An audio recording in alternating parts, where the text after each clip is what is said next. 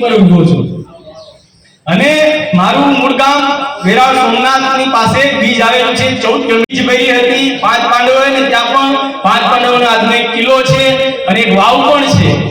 એટલે કદાચ ભવાની સુંદરી અને બીજનો કાઈ પણ નાતો હશે તે આજે મને ભગવાન શ્રી કૃષ્ણએ અને માં ભવાનીની કૃપાથી અહીંયા મારો આવવાનું થયું હશે એ મારા સૌભાગ્ય બનશે। વાત આધ્યાત્મિકતાની એટલા માટે છે કે આજની ભૂતકાળની જેટલી પણ સરકારો આવી છે એમણે કોઈ આ દેશના બહુસંખ્યક સનાતનીઓ હિન્દુ સમાજના લોકોની કોઈ દિવસ ચિંતા નથી કરી, પણ ભારતીય જનતા પાર્ટીની સરકારે તમે જોયું હશે કે આજે 500 વર્ષનું કલંક એક ઝાટકે હટાવી અને આજે કદાચ આમાં જેટલા પણ લોકો બેઠા છે અને જે લોકોની ઉંમર 50 વર્ષની ઉપર છે એ લોકોએ કદાચ સપને પણ નહોતું વિચાર્યું, કારણ કે એ ટાઈમની જે સરકાર હતી, કારણ કે જે 25 વર્ષની 30 વર્ષની અંદરના લોકો છે એમને કાર્યકાળ ગુજરાતનો જે ગયેલી સરકારના કોઈ અનુભવ ખબર નથી,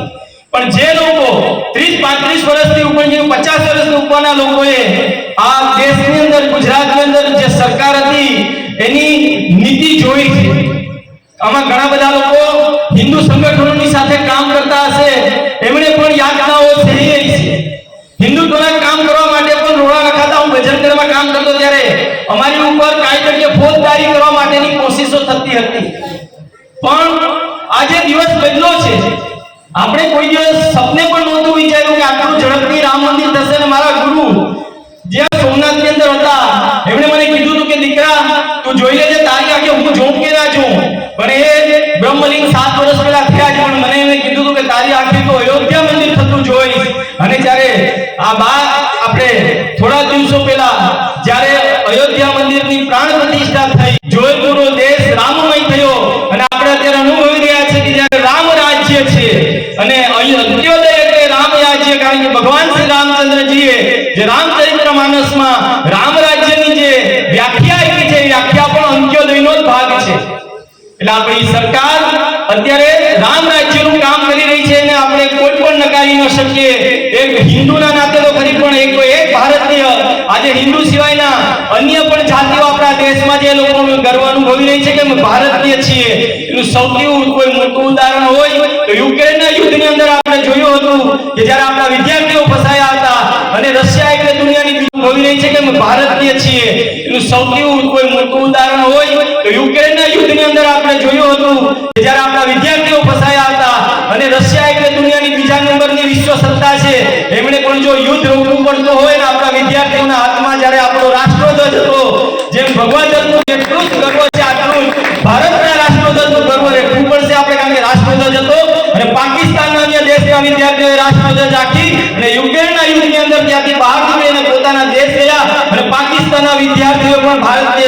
ભારતની સંસ્કૃતિ અને ભારતની શક્તિનો એક પરિચય એમના લોકોને કીધું કે અમારા ભારતના ઝંડાને હાથમાં લઈ, ભારતના રાષ્ટ્રધ્વજને હાથમાં લઈ અને અમે લોકો ત્યાંથી સહી સલામત નીકળ્યા છીએ અને અમે અત્યારે અમારા મા બાપને મળી રહ્યા છે। એનાથી મોટી ગર્વની વાત કહી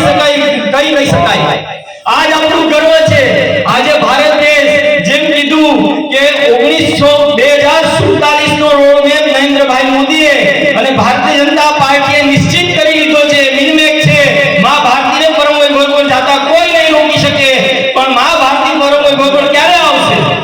કે અહીંયા એક બેઠેલો કાર્યકર્તા પોતાની જાતને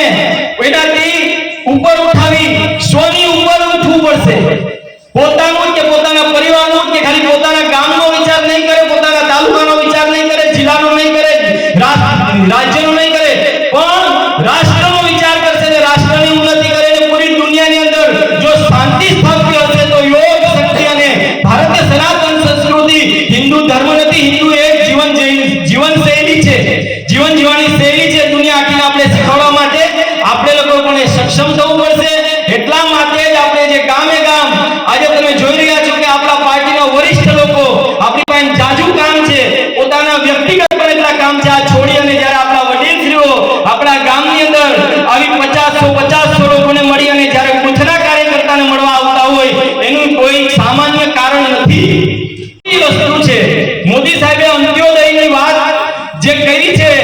જે પંડિત દીનદયાળજીએ જે એકાત્મ માનવ દર્શનની જે વાત આપી છે, આ વાતને એક જન સુધી પહોંચાડવી પડશે અને છેવાડાના માનવી સુધી પહોંચાડવી પડશે. અને આ છેવાડાના માનવી પાસે કામ કોણ કરશે? તો કે આપણે બેઠેલા અહીંયા બધા જ કાર્યકર્તાઓએ એક સંકલ્પ કરવો પડશે, એક નિયમ લેવી પડશે કે મારા ગામનો કોઈ પણ વ્યક્તિ કોઈ પણ યોજનાથી વંચિત નહીં રહે. મારો ગામનો કોઈ પણ વ્યક્તિ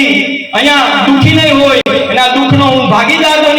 બનશે અને મદદ કરીશ, સરકારની યોજનાઓની મદદ કરીશ. આ બધું જ કાર્ય કરવા માટેનો આપણે એક સંકલ્પ કરવો. આજ આપણા ભારતીય જનતા પાર્ટીના લોકો છે એક રાજનીતિથી ઉપર ઉઠી અને એક સામાજિક કાર્ય માટે, એક સામાજિક ઉત્થાન માટેની એક નાનકડી એવી કોશિશ કરી રહી છે. તો એમાં આપ લોકોનો સહયોગ જોશે. માટે બધા જ લોકોના હર હંમેશ બધા જ કામો થાય. નાનામાં નાની વાતનું આપણે વિશ્લેષણ કરવું પડશે, નાનામાં નાની તકલીફને પણ આપણે મતલબ એનું નિરાકરણ કરવા માટેની કોશિશ કરવી પડશે. વધારે સમય નહીં લેતા બસ મારું આટલું જ કહેવું છે, કારણ કે સંગઠનનો કાર્યકર છું એટલે સંગઠન મજબૂત થાય. આપણા બૂથની અંદર, બૂથની જે સમિતિની અંદર 12-15 લોકોની યુનિટી થાય, ભેગા થઈ અને ગામના પ્રશ્નો માટે દર 15 દિવસે, મહિના દિવસે બેઠીને ચર્ચા કરો કે ગામની અંદર આપણે શું સમસ્યા છે. આપણે બેઠી અને જ્યારે ચર્ચા કરશું તો આપણે ચોક્કસ તેની અંદર તે આપણે એક તારણ નીકળશે, સમસ્યાઓ સામે આવશે અને સમસ્યાનું સમાધાન કરવાનું હોય, નહીં કે એનો વિવાદ કે વિષય બનાવવાનો હોય. વિવાદ અને વિષય એ બનાવેલ કે જે લોકોને કામ નથી કરવું અને રોડા છે એ લોકોનો વિવાદ અને વિષય બનાવશે, પણ જે લોકોએ ખરેખરમાં કામ કરવું છે આ લોકો સમસ્યાનો હંમેશા સમાધાન કરતા હોય છે. એટલે અહીંયા જે લોકો બેઠેલા છે એક જરૂરથી હું કહી